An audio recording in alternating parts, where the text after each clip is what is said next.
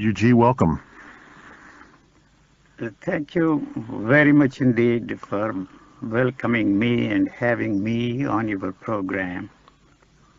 And you have said very kind words. Probably at the end of this program, many of the phone besotted individuals will ring you up and take you task, take you for, and question you, your wisdom in putting me on this program. But anyway, we leave it to the listeners. The subject of this program, as I understand, is new dimensions. And that gives me a wide scope of going in one direction or in many directions. Let's see what will come out of this conversation.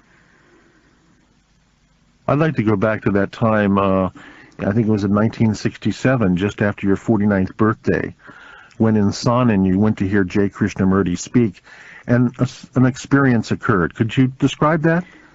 Yes, I don't want to go into that in great detail, but what I have been emphasizing lately is that whatever has happened to me has happened despite everything I did. And whatever I did and whatever events people believe that led me into this are totally irrelevant. Because it is very difficult for me to fix a point now and tell myself that this is me and look back and try to find out the cause of whatever has happened to me. Because this is not in the field or the area of cause and effect relationship. That is why I am emphasizing, overemphasizing all the time whenever I have a chance to meet people and talk about it and say that it is a causal. Because that's very difficult for the people to understand. That what happened to you is acausal. It didn't come from your background or experience or life path is what you're claiming. That's what I'm saying. It is something like, to use my favorite phrase, lightning hitting you, jolt of a lightning hitting you, and you don't know what you are left with. See, then if you try to find out for yourself and by yourself, what is it that has happened to me? I have no way of finding out. Has anything happened to me at all? But one thing I can say with certainty is that the very thing that I searched all my life was shattered to pieces, and I said to myself, the self-realization, God-realization, transformation, radical or otherwise, or even enlightenment, there is nothing there to be realized, nothing there to be found there. The very demand to be free from anything, even from the physical needs of the body, just disappeared. And I was left with nothing. And whatever comes out of me depends upon what you draw out of me. So I have actually and factually nothing to communicate, because there is no communication possible on any level. See, the only instrument we have is the intellect. And we know in a way that this instrument has not helped us to understand anything. So when once it dawns on you that that is not the instrument, and there is no instrument, no other instrument to understand anything, so you are left with this puzzling situation that there is nothing to understand. So it would be highly presumptuous on my part to sit on a platform or accept invitations like this and try to tell people and your listeners that I have something to say, that I have come into something extraordinary which nobody has come into. But what I am left with is something extraordinary. Extraordinary in the sense that how it has been possible for me, not through any effort, not through any volition of mine, that everything that every man thought, felt, and experienced before you is thrown out of my system. So you can say that, you see, it is indeed a courageous thing that has happened to me. But I cannot tell people that through courage you can put yourself into that kind of a situation. So it is very difficult to tell people how it happened because they are only interested in finding out how it happened to me, and their only interest is to find out the cause and what led me into this. But when I tell that this is acausal, it is very difficult for them to understand and accept it. Their interest is to find out a cause and make it happen to them. Well, I think it is useful sometimes to talk about one's realization as to when and how it happened. And going back to Sonnet in 67, what happened to you is you realized that the speaker, in this case, it was J. Krishnamurti, was saying something that you were already living, and you realized that in that moment. You see, the one thing that occurred to me when I was listening to him, suddenly dawned on me, why the hell have you been listening to this man? From the description, you feel that you are in the same state as that man. So I said to myself, I am in the same state as that man, assuming for a moment that he was in the state that he was describing, and in the same state that the great spiritual teachers were. What the hell have I been doing all my life? Why the hell am I here sitting and listening to him? And then I walked out. With this one single thought in me, whirling as it were, like a whirlpool, how do you know that you are in the same state? See, that means the descriptions of their states that I was very familiar with, and I tried to simulate them in me and tried to experience them, is still there. So this question went on and on and on and on. Suddenly the question disappeared, and I said to myself, there is no reason for me to feel grateful to anybody, to express any thankfuls to anybody, and whatever has happened to me has happened despite listening to this teacher or that teacher, or doing this, that, or the other. This is something which is not very interesting to the people. They want to know. And I tell them, I myself do not know. And I cannot look at myself and tell myself that I'm an enlightened man, that I'm a free man, that tremendous changes have taken place in me. So I use this phrase which we very often listen on the commercials. It is not something like that before and after wash, but no washing has, helped me to do anything. It just happened. It's just a happening. I still have to use the word happening because there is no way I can communicate this and give a feel of this to anybody else. I'm kind of reminded of what it must be like for us when we're infants, just coming into the world, and we open our wide eyes and we have no memory or thoughts to think, but we're just seeing the world for the first time and just figuring out how it works and just experiencing it. Would that be similar to what you're talking about? No, it is not correct to say that because we have no way of going through that all over again. Experience, if there was any kind of an experience in the newborn children, but anything we simulate and try to experience that kind of a thing, it is only from where we stand today. And where we stand today is the product of experiences of all kinds. So anything we experience, although we call it rebirthing or trying to experience how it was like when you were a newborn baby or an infant, is naturally colored by where we stand today. Anything we experience has no relevance, no meaning to what I'm trying to say. See, there are many people who talk of rebirthing. You see, it has become fashionable for people to indulge in that kind of a fantasy. And, in Japan, they have some techniques by manipulating certain nerves, you see, at the base of your head. They will make you go through the experience of your own birth. I have always maintained that the experiencing structure at the time of our birth was totally absent. And I always questioned the psychologists, especially Freud, when he made a statement that the birth is a neurotic, that is a traumatic experience.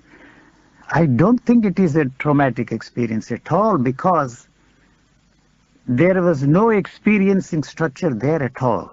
Actually, when the experiencing structure in babies come into operation is very difficult to say. And I'm one of those who believe that the influence of environment is very limited on us.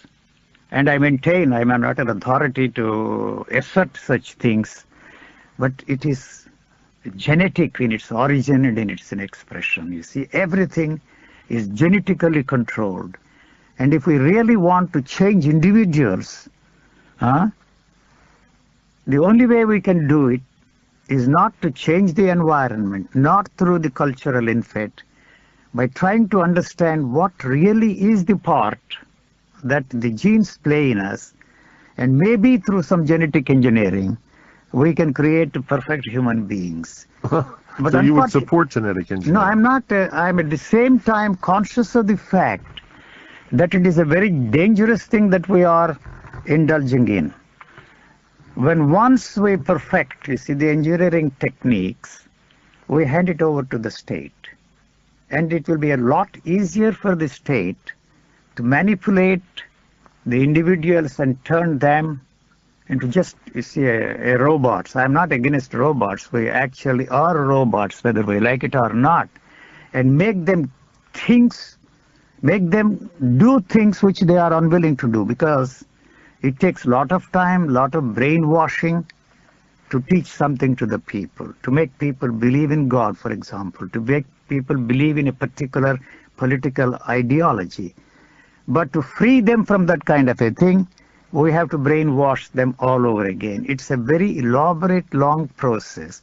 And so this is a lot easier for us to use these techniques and change individuals faster than it is possible otherwise. Eugene, I'm not trying to compare you to any other teachers, but I am struck by something that always intrigued me about J. Krishnamurti, and that is that he claimed to have no memory, that he had somehow repressed it or lost it in his process. Is that something that has happened with you? Do you have a memory? No, I don't want to say anything about Krishnamurti. I don't have any idea of what happened to him, and yeah. I don't know what he meant when he said this. Actually, your memory becomes very, very, very extraordinary.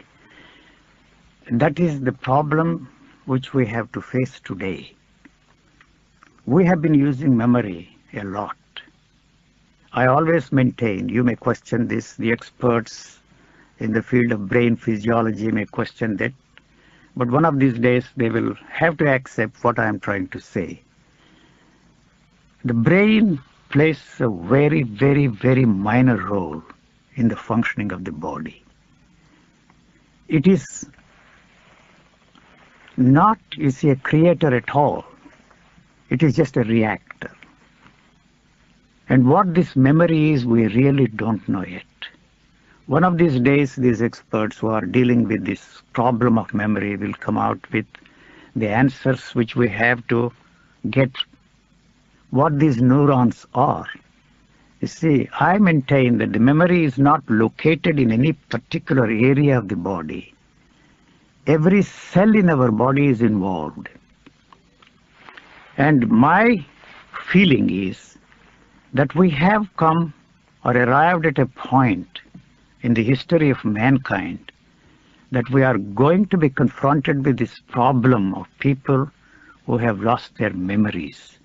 We have put this memory and the brain to such use for which it is not intended, you see. And so that's one of the reasons why we find that the Alzheimer's disease, or whatever you want to call it, is on the increase. The other day I heard that Alzheimer's disease, 1 in 2 of those in this 80-year bracket are affected by this. And you know that very recently there was a report of the same disease in England. 600,000 people are affected by this problem. You mentioned misusing our brain. Misusing memory. Using memory for purposes for which it is not intended. See, after all, what are you? You are a memory. You see, so we have to use memory in order to survive in the world created by our society or culture or whatever you want to call it. There is no other way. And I know that you will say that it is the extension of the same survival mechanism. No doubt it is. Well, I remember that fire burns, so I try not to put my hand in Automatically, fire. there you don't have to use your memory, you see. You know, automatically, you see, remove it. That is the way this human body is functioning. But to survive in this world which we have created, the world of our culture, society, or whatever you want to call it, the constant use of that is an essential thing for us. Otherwise, you have no way.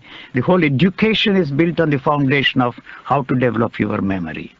I don't know if I'm going off the tangent, but anyway, your new dimensions gives a scope for moving in one direction or in all directions. Yes. I usually omnidirectional. hop, jump, and skip, but we try to stick to this point which I'm trying to make.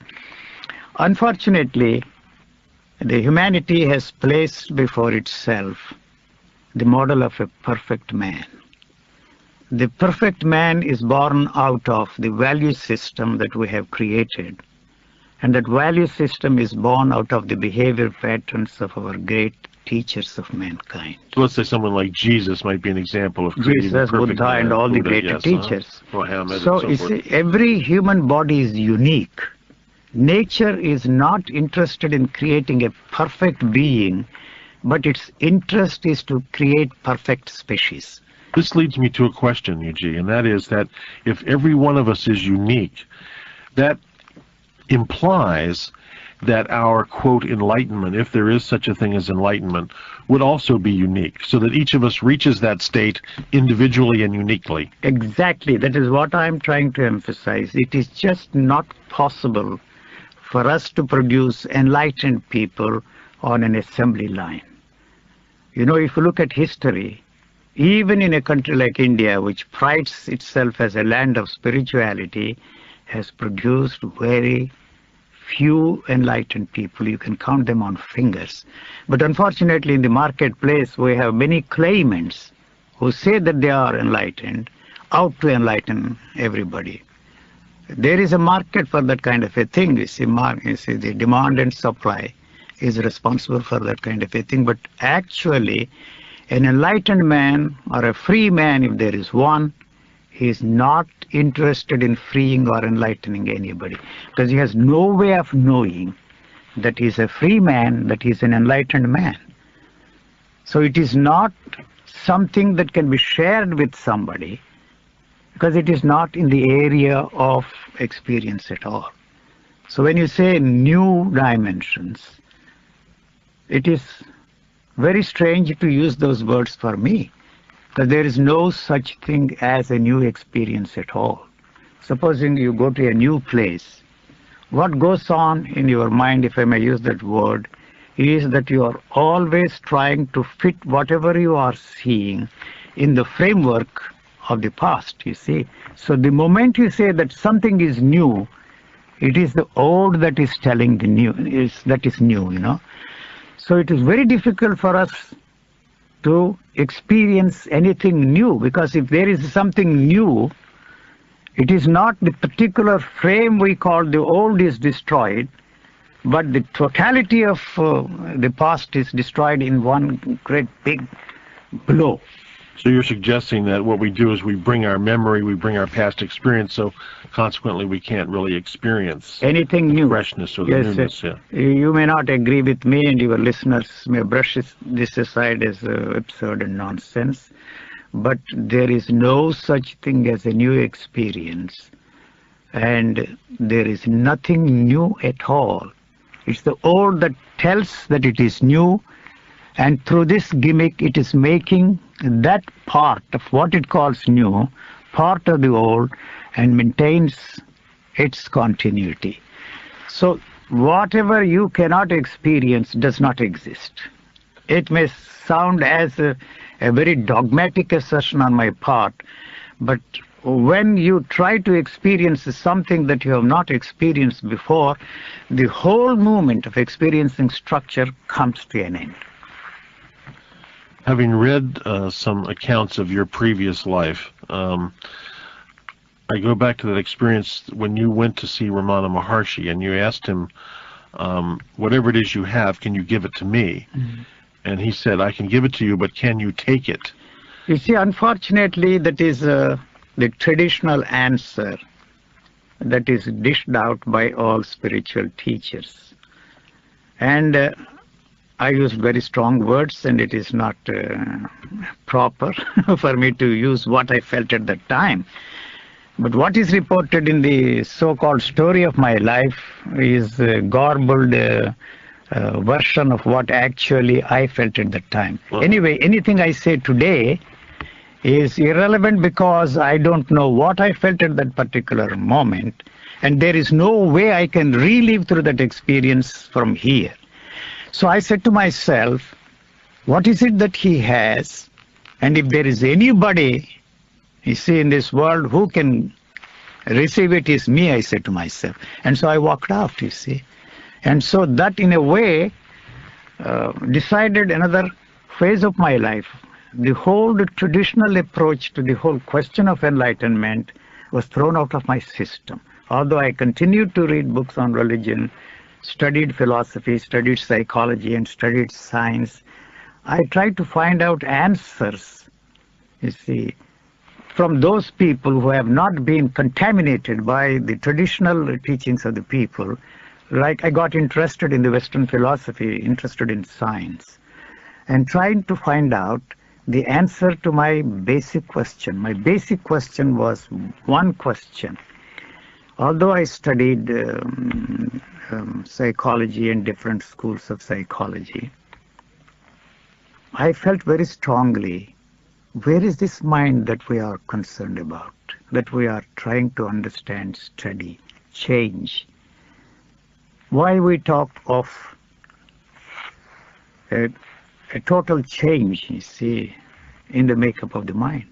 I don't see any such thing as mind there at all, let alone the transformation of mind or mutation of mind. This always intrigued me, and I questioned everybody about this mind. But at that time, I didn't have the certainty that I have today. You see, the certainty that I have, there is no mind, is something which cannot be transmitted to anybody, however hard I may try. Because the very thing which you are using is in jeopardy, and you are not ready to accept that kind of a thing. I try to get answers from every area of human thought, but nothing helped me to find out that question. Oh, the Buddhists talk about no mind. Is that... You see, they made a tremendous structure of philosophical thought out of that. They talked of void, they talked of emptiness. You know, the whole Buddhist philosophy is built on the foundation of that no mind. But yet we have created tremendous techniques of freeing yourself from mind. See, all the Zen techniques of meditation try to free you from the mind. You see, the very thing that we are trying to free ourselves from, the very instrument which we are using to free ourselves from the thing called mind is the mind, and that there is no other thing called the mind other than what you are doing to free yourself from the mind. Yuji, you mentioned that you could not bring back the experience of what happened when you were with Ramana Maharshi. And brain science, you were talking about brain science earlier, tells us that the brain records every experience that we have in our life. It's all there somewhere in the record, in the brain. How would you relate that? You see, what I'm trying to put across to those who are interested in listening what I have to say is that there is no such thing as the totality of experiences. And the memory is in frames. So in order to explain what I mean when I say that it is all in frames and the whole human body is functioning from moment to moment, it is necessary for us to understand one basic thing, that how the senses are operating. You see, what is there is only a response to the stimulus. And it is not translated by anything there except that it is registering the stimuli as the way it is registered through transferring images from one country to the other. You see, dots and cones, or I don't know, whatever you want to call it. There is no linking up of all these things. Each one is an independent frame. A lot of the imagination is involved in our trying to understand what actually is happening there. I give you the example of what a friend wanted me to do. I was in a hill resort in India. He said when he reached the top of that mountain, he could have a 360-degree view of the whole place. So he dragged me unwillingly, hesitantly. I pushed myself to the top of that hill and tried to experience what he called a 300-degree view of the whole place. I said to myself, that fellow is kidding himself and imagining things. How is it possible to experience a 300-degree view of this place? What I could see is only 180 degrees. So what he thinks he is experiencing is born out of his own imagination. This is singularly incapable of creating images. Translating these sensory perceptions into an image is the cultural input there. So when the eyes are not looking at you, there is no way that this organism can recreate the image of how you look like. The problem is the creation of images, which is born out of our imagination and mostly out of what is put in there by culture. I don't know what you call this a conversation. Your listeners will be amused. This is sort of a monologue. We're listening. I'm listening. And says our listeners are listening. So what I'm trying to say is that what the brain does is to translate these sensory perceptions within the framework of memory. That memory is not a constant factor, you see. So when once, you see, say for example, you are seeing without a seer in the sense that there is nobody who is seeing, there is nobody who is looking at things. So what happens is when the light falls on the object and activates your optic nerves, it throws an image on the retina. This is what we have learned from the study of our biology, and that is what the physiologists have taught us in our school. But actually, if you want to experience the fact that that is the image of what you are looking at, is something which cannot be experienced by us. Why I give this example is to free ourselves from many of the ideas we have of what memory is, what is happening. So when once you see the optic nerves are activated, they in their turn activate the neurons in the brain and bring the memory into operation and tells that that is that, you see. So the next frame is quite different from what the frame was before. So let me give you the example of the movie camera. The movie camera captures whatever is happening in frames. You take, for example, the movement of hand from here to there. It has 10 different frames to show that the hand has moved from here to there. And in order to see the movement on the screen, you have to use an artificial thing called the projector.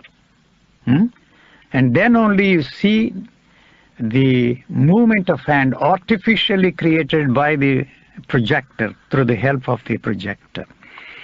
The sound is something like, you see, what they do in the film industry.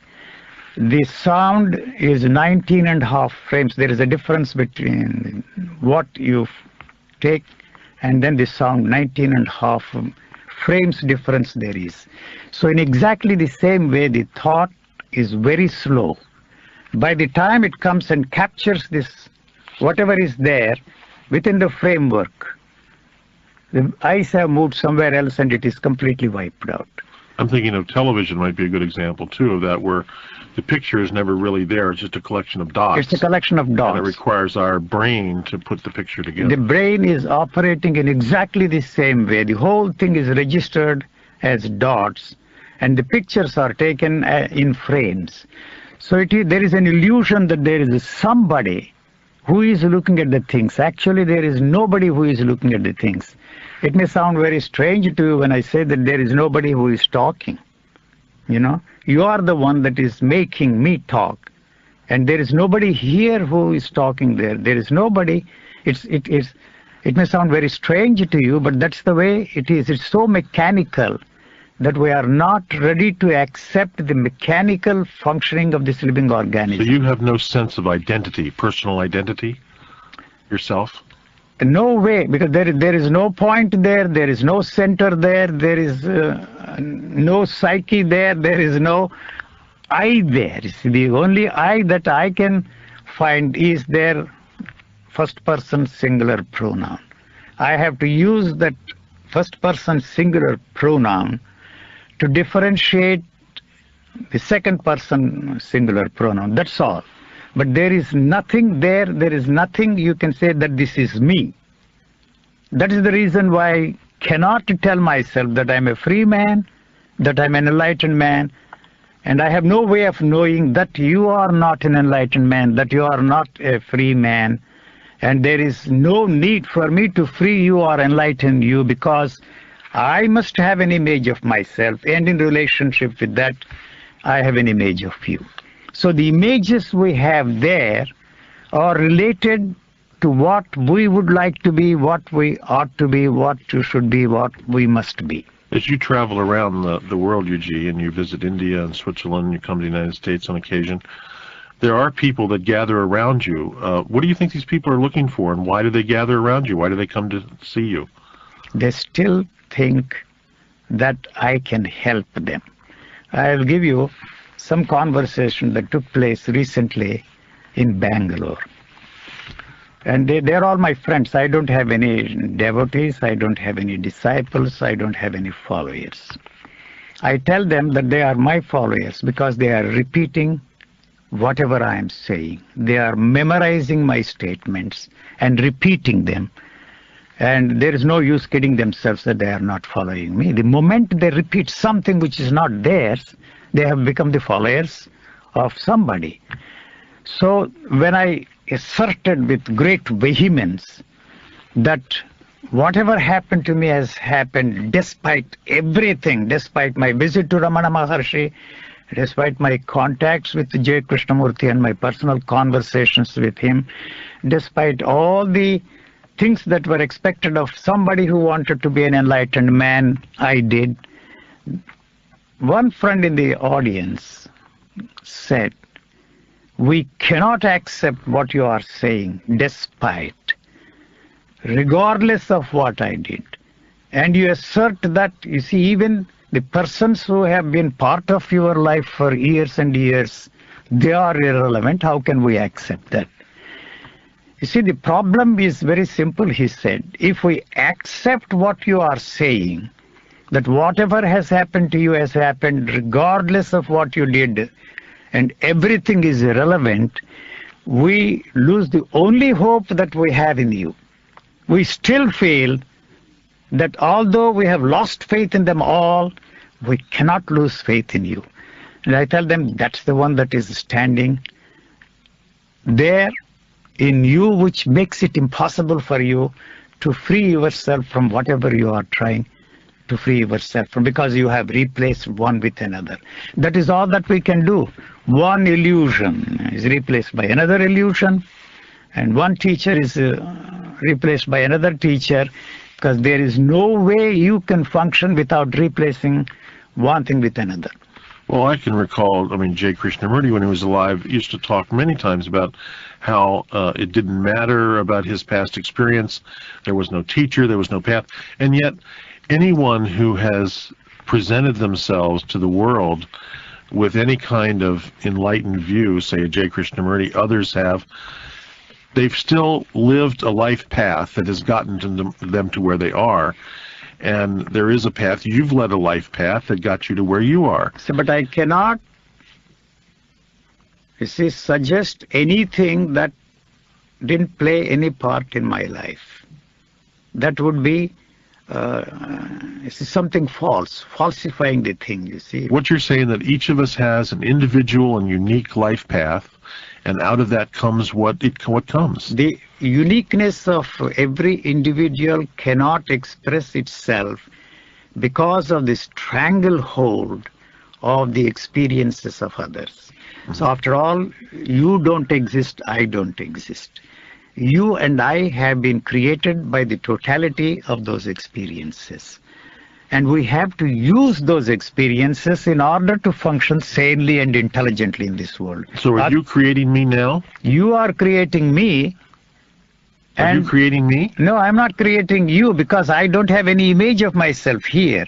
So whatever you see here is your own creation, and it is the projection of the knowledge you have of me. Now, I don't know if you get what I'm trying to say. I am not involved with what is going on there in you. But here what is involved is only the reflection of whatever is there in front of me on the retina. And the translation of it is absent because it is part of that movement that is going on there. So what I get from that is that nothing really matters. That it's just a matter of living each moment as it comes.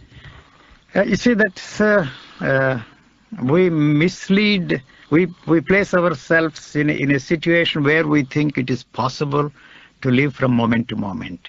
It is the body that is functioning from moment to moment. Okay, the body functions the from one that is interested in living from moment to moment, which is mind, quote and unquote, is not possible because its survival depends upon the repeated experiences, the continuity of the knowledge that it is me. It is not something else. You see, so you have to maintain that center all the time. And the only way you can maintain that center is through the repetitive experiences, repeating the same old experiences all over again. And yet imagine that one day you are going to function from moment to moment. It is this hope that gives you the feeling and also some sort of experiences that you are living from moment to moment. But the possibility of living from moment to moment is never there because its interest is only to continue. And this has invented the idea of living from moment to moment and no mind stuff and all that kind of a thing. And through that gimmick, it knows that it maintains its own continuity. I have experiences in my life, Eugene, and I can only speak from my experience, where I am so involved in the experience, so immersed in the experience, that I have no sense of myself, that I have no sense of my identity. I think other people have similar experiences. I think we all do, where we're so at one with our activity that we lose ourselves in the activity. And in that sense, we are living in the moment. It is not correct to say that because your involvement in whatever you are doing, see, is a sort of high, you see. Sort of what? High. High? Yes. It's just an experience. It's just an experience which you want to place it on a higher level and think that you are absorbed in it. You see, it is like but you're not thinking about it. The thinking, thought doesn't enter into it. No, the thought is very much there because you have made that into an extraordinary experience, and you are wanting to be like that always is the one thing that it is not possible. Walking in the A musician, you see, thinks that he is absorbed in what he is doing. So it is demanding your total attention to express whatever you are doing. And when two things are not there, it is a lot easier for you to express it effectively than when you are thinking about it. but it's the only time I really think about that experience is after it happens. Then I reflect on it. When I look up in the sky and see a hawk flying across the sky, I see the hawk. And then afterwards I reflect on it and say, oh, I saw a hawk. That is But in the moment of seeing the hawk, I'm not thinking about it. You see, that is not correct, because we have been made to believe, and probably you accept that statement, that while you are experiencing a thing, you are not aware of it. The fact that you recall, whether you name that as a hawk or not, implies that, you see, you were very much there. I know a lot of people who tell me that we were in thoughtless state. There were moments when I was not there. But when once you are there, it is finished once and for all, and there is no way you can, you see, link them up together and create a continuity there. So it is highly questionable, that statement that when you are experiencing a thing, you are not aware of it, and you become aware or conscious of it only after the experience is gone. If that is so, it would have shattered the whole experiencing structure once and for all. It would be like something, an earthquake hitting this place, and what happens, nobody knows. A shifting of things have taken place, and it functions in a very normal, natural way, and it has found a new sort of an equilibrium. So, Yuji, I want to keep our dialogue going here, so that's my quest. So I have a question. Why are we here? It's very simple. You have a program, and people want this kind of a thing. And I have become a party to it. Why are we here as human beings living right now? Oh, you mean that, not why we are here well, carrying on this dialogue? That too, that too. There's many levels here. Why do we ask that question? Are we here? What is it that tells you that you are here? Are you there now? It is the knowledge that tells you that you are here. That I am here. I have some awareness of being, of experiencing. I can feel. If the feeling is also a thought, you see, we want to feel that feelings are more important than the thoughts, but there is no way you can experience a feeling without translating that within the framework of the knowledge you have. Say, for example, you tell yourself that you are happy. You don't even know that sensation that is there is happiness. So you capture that sensation within the framework of the knowledge you have of what you call a state of happiness and the other state is unhappiness. So what I'm trying to say is, it is that knowledge that you have that has created this and helps you to experience yourself as an entity there, as something there. I am not particularly fond of the word awareness, you see. It is misused. Okay. It is a rubbed coin. I accept that. And everybody uses that, you see, to justify some of his actions. You see, instead of admitting something, that you did something wrong. Is there a word that you'd use in place of it? I was not aware of what was going on there. Is there a word that you'd use in place of it? So awareness is an integral part of the activity of this human organism. When I say human organism, this activity is not only specifically in the field of human organism, but all forms of life have this. You see, the dog, cat, just looks at you. It is in a state of choiceless awareness there. And to turn that into an instrument which you can use to bring about a change is to falsify that. Awareness is an integral part of the activity of the living organism. And so awareness is not just the right kind of a word to use and tell yourself that I'm aware of this. What is going on there is it is impossible for us to separate ourselves from the rest of the things that are happening here. So you are not different from the chair you are sitting on. And what separates you from the chair is the knowledge you have of that this is a chair, that you are sitting on the chair. Yeah, I accept But that. the fact that the sensation that is involved in this relationship, you and the chair, is the sense of touch, and the sense of touch does not tell you that you are separate from this chair in which you are sitting. So actually what makes you feel is the gravitational pull of the body, the heaviness of the body, the existence of the body you feel is because of the gravitational pull. You said somewhere at the very beginning that you are affecting everything there, and everything that is there affecting you. The fact of this statement is something which cannot be experienced by you because it is one unitary movement. The moment you separate the two and say that this is the response to that, you already brought the knowledge you have of the things into operation and tell that this is the response to that stimulus. Well, the physicists tell us that it's all interconnected. The quantum physicists tell us it's all interconnected, that we're all part of the same stuff. But they have the arrived universe. at that as a concept. So did the metaphysicians in India arrived at the fact that they call it a fact that there is no such thing as a space, you see. Space is very essential for you to survive in this world, you know.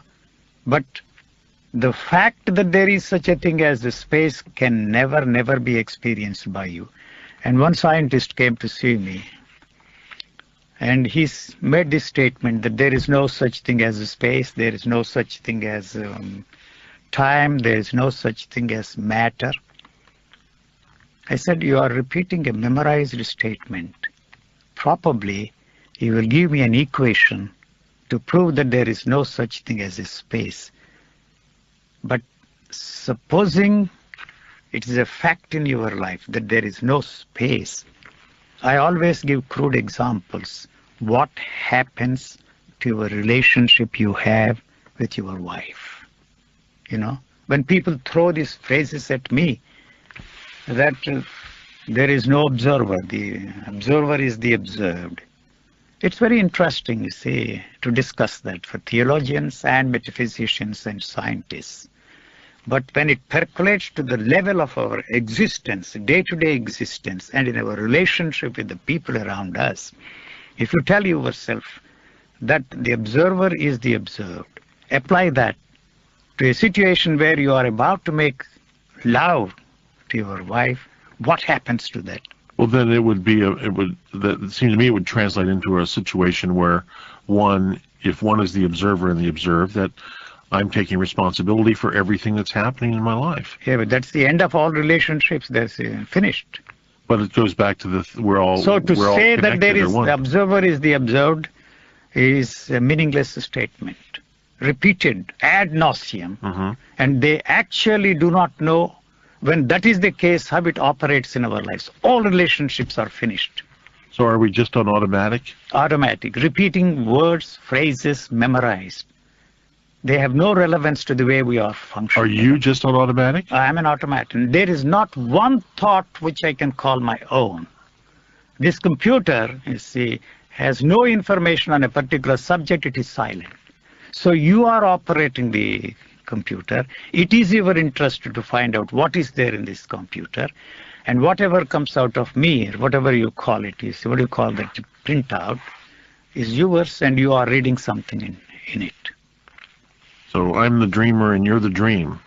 I'm creating. You have created me, and you have all the answers, and you are asking the questions. And I'm telling you that... I don't think I have all the answers. Otherwise, how can there be any questions? You are not sure that they are the answers. Well, I'm kind of every person here, kind of asking questions that every person might ask. For which they already have the answers, but they are not sure that they are the answers, and they don't have the guts to brush aside the persons that have given those answers. There the sentiment comes into the picture, and you lose the guts and to throw the answer and the one who has given the answer out of the window. So what I get from that is that it's real important to honor our own individual To be sense. yourself, you see. And to be yourself, you don't have to do a thing. The culture demands that you should be something other than what you are. What a tremendous amount of energy we put to that will, effort. If that energy is released, what is it that we can't do? How simple it would be for every one of us to live in this world. See, it's so simple. It is so simple. Eugene, I want to thank you for being with us. Thank you. There's a lot more that we can cover, and maybe we'll do it next time. So, Fine, thank you. I've been speaking with Eugene Krishnamurti, and there are at least 2 books that contain Eugene's words, if you'd like more. Mind is a Myth, and a book called The Mystique of Enlightenment, neither of which Eugene claims the authors or claims copyright ownership of, but they are available. My name is Michael Toms. On behalf of the New Dimensions radio community and all those who are members of Friends of New Dimensions, I'm wishing you well.